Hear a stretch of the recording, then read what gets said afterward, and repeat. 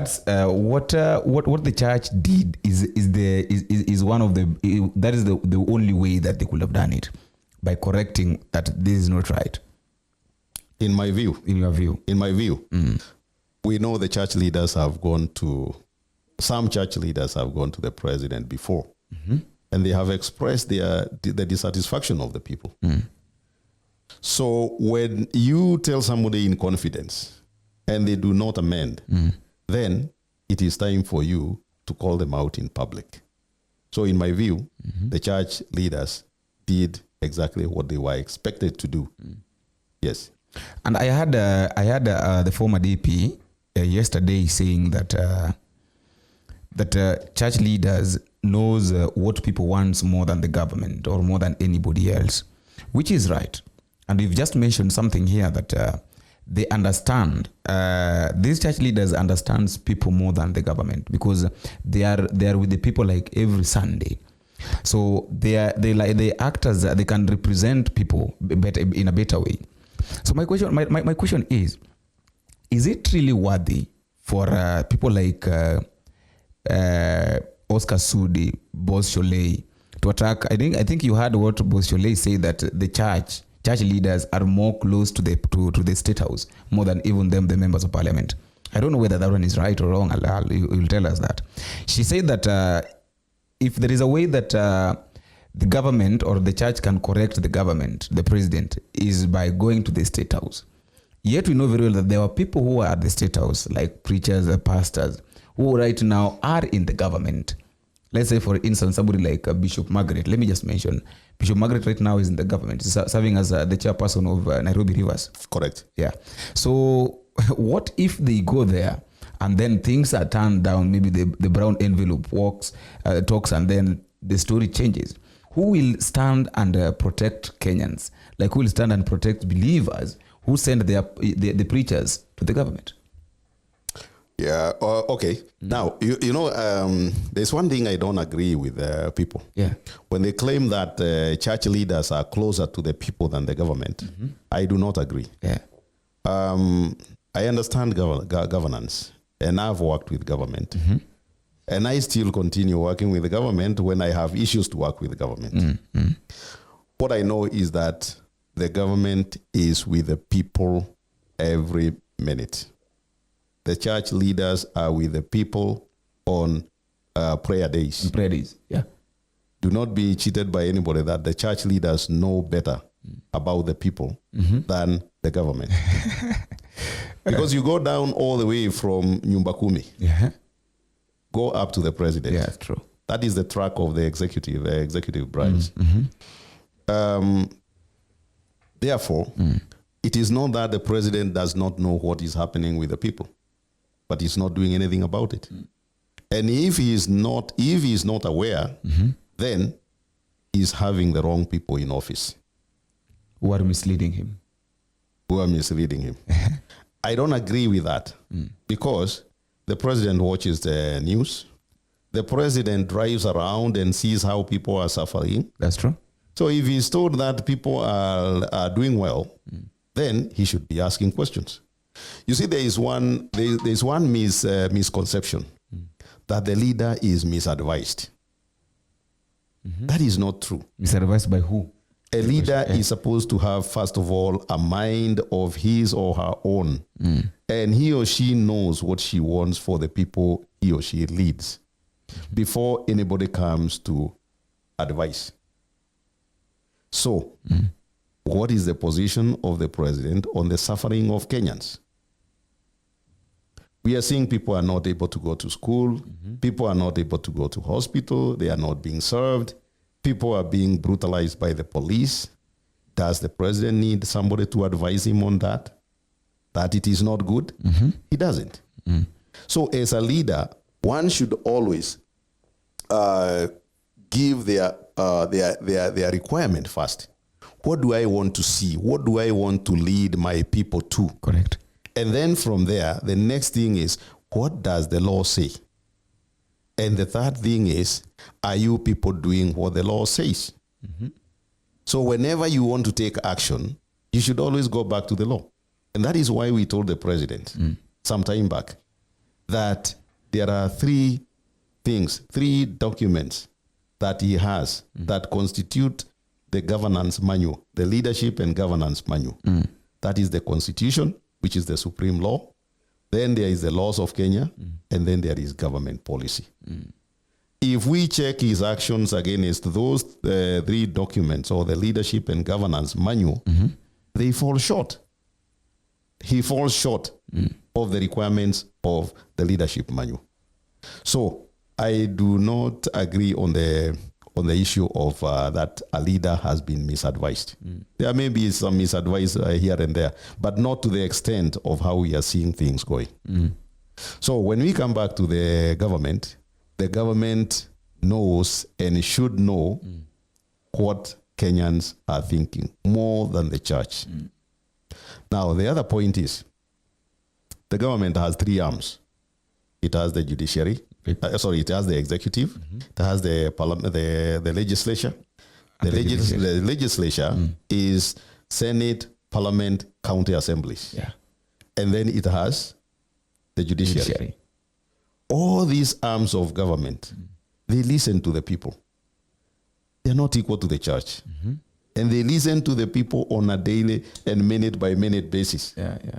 So there is no way the church can be knowing the people more than the church. I mean, more than government. Yeah. The government knows the people more than the church. Now, we are seeing a situation where the government is not providing people with services, and it expects others to provide services. True. You go to some of these donor meetings, and you hear government servants, that is public servants, enumerating to the donors how much they want them to do. And my question whenever I attend those meetings or when I'm participating in those meetings is, what is the government doing? We got our independence 60 years ago. And we are still looking upon and calling upon our colonizers to come and assist us. Why did we kick them in the first place? We should have let them stay. They should have just said. Why did we kick them out? But when you come to look at it, our money is being stolen by our own people, our own leaders. Our resources are being vandalized by our own people. But we expect the foreigners who we kicked out 60 years ago to come back and run our country. We have to be serious. So now there are people who are pushing it to the church, that the church should be taking over, oversighting government. The role, the mandate of oversighting government belongs to the legislature. So the church is stepping in because it sees that the legislature has been captured by the executive, and therefore it has to come in and help the people. So basically what we are doing, we are actually creating a conflict between the church and the government, and it will flow over to the people. That is why we again call upon Parliament to come up with an impeachment motion, impeach the president. Let us get a president who can listen to the people and deliver to the people. So I do not agree that the government knows the people less than the church. Or put it other way, that the church knows the people more than government. No, the government has slept completely on the job and covered its head. Yeah. So this narrative of the church knows people more than the government should stop. It should stop. It is not accurate. Yes. So I have another question to ask you, Mr. Joe. If the government just decides today to stand firm and do what is right, you've said that they might be given another chance by the people, but not that 100%. They'll not be trusted by the people. So I want you to tell me this, like you as the CCM. What do you think can happen if the government fails today, or maybe now if William Ruto is impeached today? Let's say the impeachment motion, the motion is taken to the parliament by the members of parliament, then all this happens, and then Ruto is impeached. what is your what is the overview of maybe what is your plan if at all it happens today, you as the CCM? Now, it is not about our plan. Yeah. Okay. Sorry, it is not about our plan. Yeah. Kenyans, our constitution is very clear on what happens when a deputy president or a president is impeached.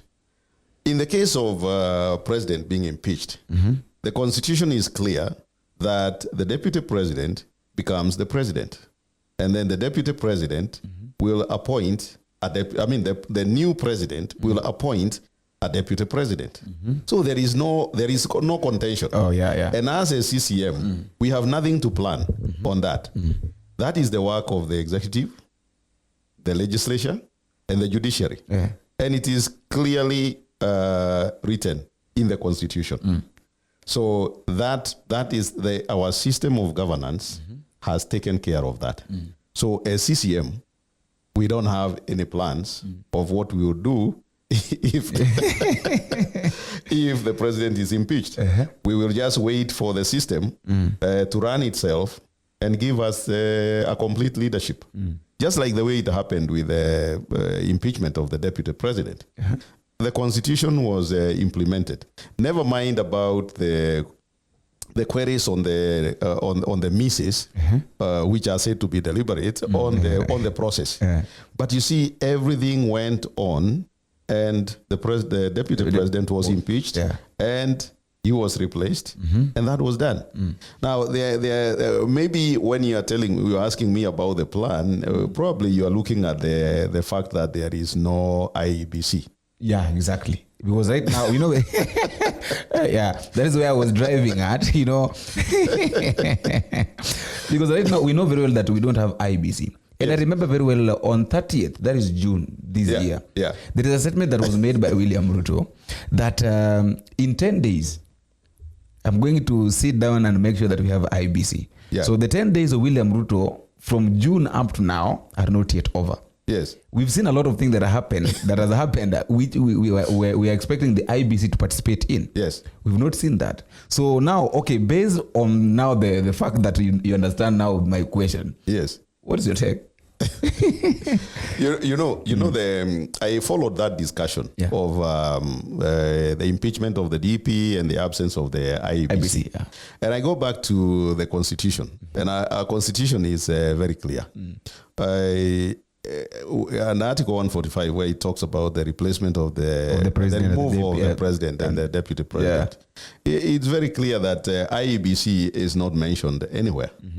And if I put myself in the minds of the drafters of the constitution, then I see a relationship between that omission of IEBC and the reality that could be there. No country, our country would never run without a judiciary, an executive, and parliament. Parliament, yeah. That's the legislation. It will not run. And there is no situation where you would actually have that and still have a country. So, but you can have a situation where you have no IEBC. It is in transition. Like now it has been in transition, but this transition, it appears to be designed. This one is designed. It is not taking place, but it's a transition, but it's not progressing. So I would imagine that the drafters of the constitution understood that at some point you may want to replace one of those two top leaders, and then there is no IEBC. And therefore, they did not assign IEBC any role. What is the role of IEBC? It is to verify, first of all, it is to verify the nominee as a voter. But that is assigned to the to the election. At the point of election, then IEBC verifies that person is a registered voter. So the person is allowed to vote. Yes. Yeah. Okay. But now this person is in office. The first thing is Parliament can verify that. Judiciary can verify that. And the executive itself can verify that. So you already have 3 institutions. So if you have a person who is not qualified being appointed, then it means the 3 institutions have gone to sleep. They didn't do their job. Now, when you come to the president, the presidential replacement, again, IEBC is not cited. So it has no role. And therefore, it is the role of the legislature, the executive, and the judiciary to provide us with a replacement. Yes. But now, now let us take a look at let us take a look at this. That we are working on how William Ruto can be impeached, and then by good luck, is impeached. Okay, it will take there is a process. It will take something like 90 days, if I'm not wrong. Is it 90 days or how many? 60 days. Yeah. 60 days. And then after 60 days, now we'll work on how we can go to election. No. You don't have to go to election. The Constitution says that if the president is impeached, the deputy president becomes the president. Becomes the president. Yes. It is not an election. Yes. So what if now both of now the scenario? I want us to look at the scenario of what was happening. Remember the narrative of Kuma Makanga, Kufa Dereva. So Makanga is died. And then the Dereva is still maintaining the steering. So what if all Makanga and Dereva had died? It means that we are not going to have the deputy president and the president. And after 60 days now, we are supposed to have the leaders. What would happen? And we didn't have the IEBC back then. Now, you see that situation is hypothetical, and it's not worth discussing. It is not worth discussing because I remember during the discussion when people said Kufa Dereva, Kufa Makanga, some members of parliament, I don't remember the particulars, and I think without the Hansard, I would not be talking about names. Some members of parliament said we cannot impeach both because we will have a crisis, and sure enough, we would have a crisis. Would have a constitutional and leadership crisis, because if the president and the deputy president are not there for any reason at one time, then the Speaker of the National Assembly is supposed to take over, and then as the interim president, and then he or she organizes for the elections within 60 days. But in this case, our special case, there would have been no IEBC. So that would have been a crisis. But also you say extraordinary happenings require extraordinary measures. But that is not, there is no need of discussing it because it was never going to happen. Why? There is no way Parliament would have impeached the president. The president was not on the impeachment motion. And therefore, there is no way they could have discussed the people's wish, because it was not part of the question, the motion question. And in law, and Kenya is a country that is governed by law. You cannot prosecute a person who has not been charged. The person has to be accused, and then you charge them in a court of law, and then you proved guilty. Now you can prosecute. So there was no question of prosecuting the president because he was not in the motion. The only thing is that people tend to talk about issues, and they have not looked at the legal requirements. The legal requirement. So that one would not happen. So it will not happen. So but now, sorry. But now you find Kenyans are asking, we said Kufa Dereva, Kufa Makanga, and we meant the president and the deputy president must leave. But I would like to tell Kenyans that while that was the case, and people said it, unfortunately, it was not in the motion of impeachment of the deputy president. The president was not in that motion, and therefore it could not have been discussed by Parliament. And Parliament said as much, which is the correct position in law. I'm not a lawyer, but I'm in governance. So a little bit of law because you're in governance. Correct. So if people want to impeach the president, then it would have to be done as a separate motion. And that's what I'm saying, I believe. It should be done because the president has failed the nation. He has lost legitimacy. He has failed to deliver to the people, not even safety and security. He has failed in governance. Yes. Let's a little bit discuss the happening in Embu. The three leaders, our three leaders, nobody expected them to meet at the same place, but it was a church function, so automatically everybody was invited. That is, I'm talking about the former president, that is Uhuru Kenyatta. We had got Rigathi Gachagua was also there, the former deputy president. We had got the current deputy president and the president. Now, the reaction that happened, the scenes that happened there really shocked me, Mr. Joe, because tell me, why is it that people still love Uhuru Kenyatta more than the current president?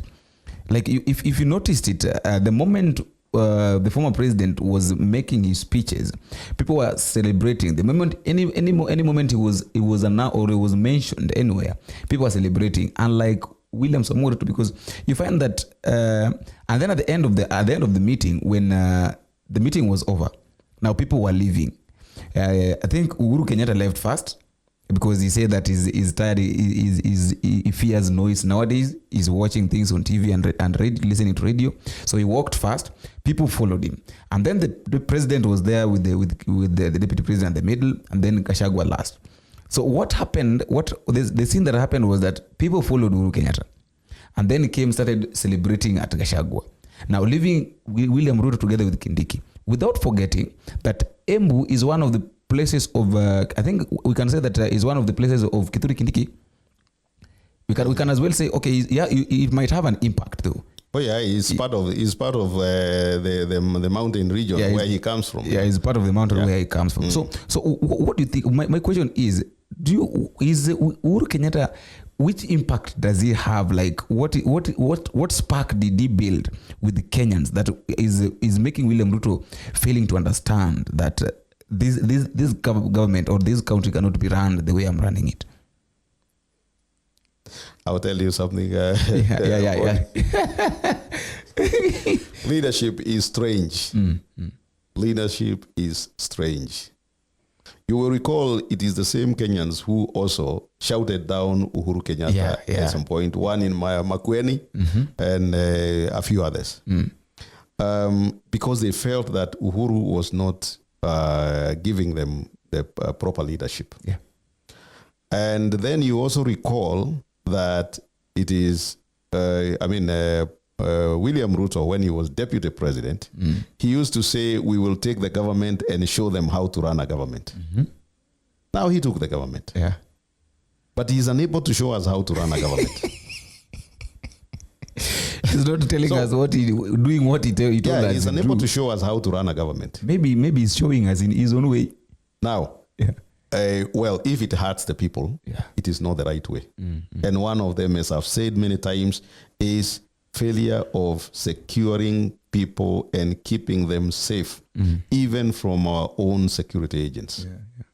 That is a very big failure. So people are now comparing and saying this is how we were under Uhuru Kenyatta's presidency. Yeah. And this is how we are under William Ruto's presidency. Yeah. We were better with Uhuru. And that is why they'll go to Uhuru to express their gratitude or their liking of what he did. Because what they are getting is much more inferior to what they were getting. It's not what they ordered. It's not what they ordered. And that is not what they expected. And what I would like to tell Kenyans is that whenever we elect a president, let us learn to hold the president to account through our legislators, because they are the ones to whom we have delegated responsibility of oversighting the president. We have to do that. Otherwise, the president will do what he wants. And who are the sufferers? We are the sufferers. Yeah. The second thing is this. When we finish up with the president, he has served his term, whether it is 5 years or 10 years, let us let him be. let him go out there and be one of the top leaders, but not looking up to him to come or her to come and save us, rescue us. Because we have a constitution that says once the president is out, the president stays out there. And they are supposed to consult with the sitting president away from our eyes. They're in private, in confidence. That is what is supposed to happen. So we need to allow our past leaders to be. Let them go and now recover from all the rigors of leading us. Now then we come to, okay, so it is wrong for people to be expecting Uhuru to be running around the countryside telling us how Ruto has not done this. That's not his job. It is our job as citizens through us, ourselves, and through our members of parliament. That is what we are supposed to be doing. So when we call upon the members of parliament to impeach the president, we are telling them to do what the wishes of the Kenyans are. Then we come to the impeached deputy president. The former president. The former deputy president. To me, it is a question of sympathy. People are looking at this man who worked very hard for the president and kept on saying this is our government. And then now he's being dragged in the mud. He's all mudded up. The psyche of humans, human psychology, is that we tend to identify with the underdog. If you walk outside there and you find a huge man stepping on a child, or a short man, I'm sure you're not going to sympathize with the tall guy. Even if the tall guy is on the right, that he was attacked, he will have to explain to you why he's doing that. You are going to find yourself identifying with the underdog. That is human psychology. We tend to be sympathetic and empathetic. But a lot of times, we don't check the reason why. And for that reason, as long as the president keeps on hammering the former deputy president, the former deputy president will remain popular. But if he stops, he will just slide into oblivion. Take that to the bank. But how would he stop? Yet his people, his allies, are the ones now throwing stones at the former deputy president. Anyway, there is something that has been said. Sorry, I'll answer that one. I'll answer that one because it has been said. When you see a dog chasing you, don't blame the dog. Blame the owner. Tell the owner to call back his dog. I won't add more than that. Those who have ears, let them hear. And okay, Mr. Joe, I want us to wind up, but I have two questions to ask.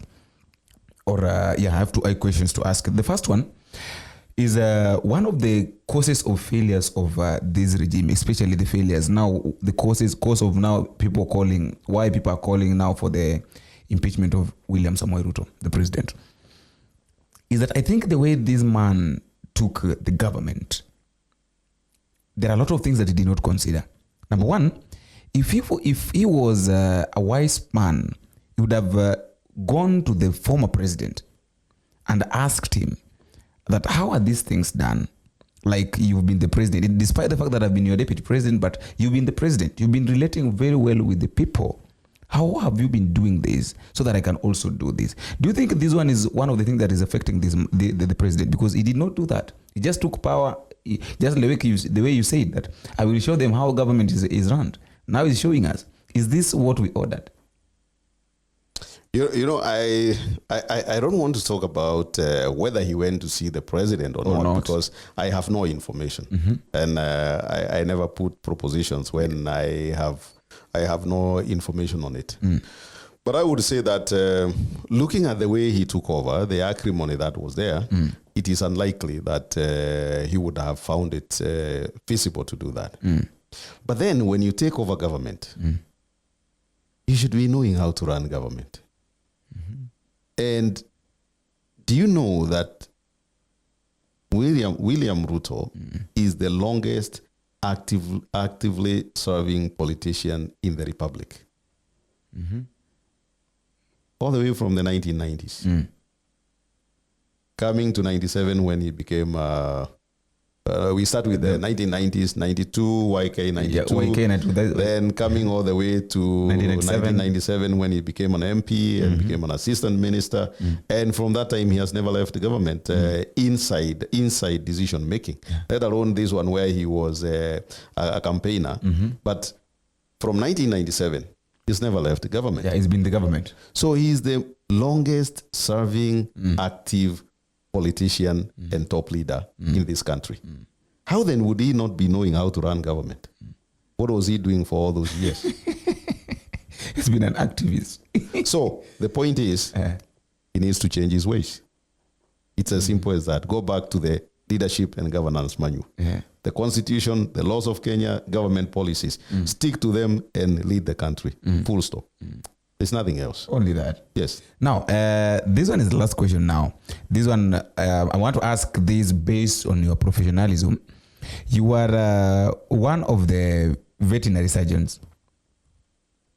Yes, I am. You are. Yes. You already know the question that I want to ask you. I'm trying to imagine. No, Don't ask me about meat. Okay, we know what the president is planning to do in the country, and a lot of people don't understand whether it's something that he wants to do for the first time or it's something that has been happening. The issue of vaccinating the cows or the cattle. Can you at least tell us, or can you tell Kenyans that whether this thing is normally done? Do you normally do this thing, or you don't normally do it? Like, is it the first time that the president wants to bring it? Yeah, I get it. Yeah. I didn't know you were going to take me back to the profession. I heard you were talking about leadership and governance. But such activities are also leadership and governance matters because they impact directly on the economy. You know that a big part of our economy is estimated about 12% of the GDP comes from agriculture, and out of that, livestock is a big component. I don't think you spend any day without eating meat or eating an egg or drinking milk. So that means it is part of you. It is part of life. And what is part of life is part of the economy. Vaccinating animals is not something new. We have done it. We do it every year. And we have done it for very many years. That's how we managed to eradicate the dreaded rinderpest, viral disease. Now, the only question here is, I remember, I think you must be talking about the pronouncement by the president that he was going to vaccinate 20 million head of cattle and 50 million sheep and goats. Yeah. Now, one thing I keep wondering, and which is really not good, is that the president keeps saying, I will do everything. So I keep wondering, where are the other officers? Why is it that he's trying to do everything? Vaccinating animals is the mandate of the Director of Veterinary Services. So nowadays, even if you ask, you don't even know whether we have any directors in the ministries. No, you are the person in the field. You can tell us whether you have. No, we don't. When is the last time you had the Director of Education speaking? Yet, these are the technical implementers of all government policies. They are the ones who link to the people, the service, the service consumers. But you never hear about them. He knows everything. So everybody is waiting for the president to tell them what is happening. So that, first of all, is wrong. It shows that there is no delegation of responsibility. There is no teamwork. It is one person who is doing everything. So, first of all, it's good for Kenyans to understand that vaccination of animals, livestock, is an ongoing process that we do every year. And we should look at vaccinating, if it's cattle, at least 70% of the population of animals. in order for us to control diseases like foot and mouth disease. But this work should be left to the technical government agencies and not the president. The president should be telling us how much the economy has gone up because of vaccination, but not to tell us how the animals are going to be vaccinated. That is what he should be telling us, because that is the output that feeds into the office of the president through the treasury. That is what he's supposed to be telling us. Now, the other thing is that there is a big question that we know vaccination has failed in this country. We never reach even 20%. Usually we are around 10-15% of the animals against a requirement of 70%. So that is why we are unable to control diseases, because we have a few animals which are resistant to can resist the disease because they are vaccinated, and very many animals which are vulnerable to the disease because they have not been vaccinated. So when the disease comes, it hits all the unvaccinated animals, plus some of the vaccinated which have gone down in the immunity. And therefore you cannot even see the resistant animals, because the ones which are vulnerable are just too many. So we know the reason for that is because there is very, very poor coordination between the Director of Veterinary Services, who is supposed to distribute and deliver the vaccines to the animals, and the producer, who is the Kenya Veterinary Vaccines Production Institute. And this institute is a huge institute that can actually supply us with all the vaccines we need, plus vaccines for the region.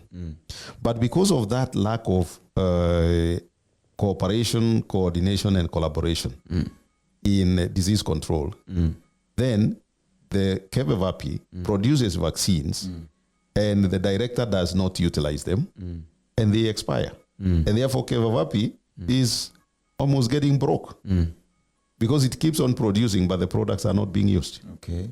So instead of the president coming to tell us about how he's going to vaccinate 20 million animals, he should have left that to the Director of Veterinary Services and tell him, I want to be announcing the impact of vaccinating 20 million animals.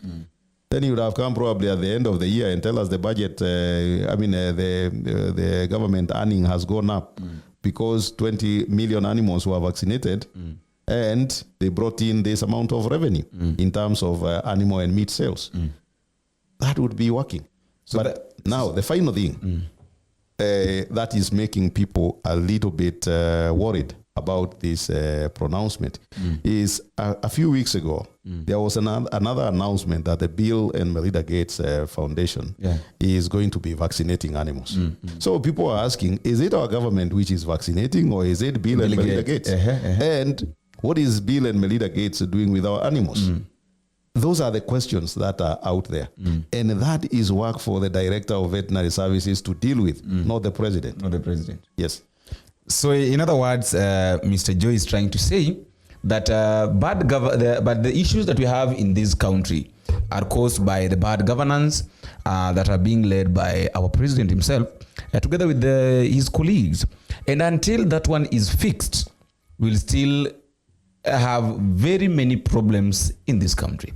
After all, guys, that is all we have for today. And until we meet again in the next video, if it is possible, I have been your host, Boniface Owino. Mr. Joe, thanks so much. Thank you very much, Bonnie. Thank you for showing up. I appreciate it. Thank you. Welcome. Thank you. Okay.